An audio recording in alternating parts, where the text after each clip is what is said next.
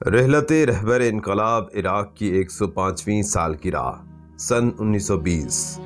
آیت اللہ العظمیٰ مرزا محمد تقی شیرازی قدسرا کا مرجع اعلیٰ جہان تشیع حضرت آیت اللہ العظمیٰ سید صادق حسین شیرازی دامت ظلہ کے کلام میں تذکرہ۔ آیت اللہ العظمیٰ مرزا محمد تقی شیرازی قدسرا کبھی بھی بیٹوں کو اپنے ذاتی کام کرنے کی ذمہ داری نہیں دیتے تھے۔ کبھی کبھار ان کو بڑھاپے اور کمزوری کی وجہ سے اٹھنے میں دقت ہوتی تھی،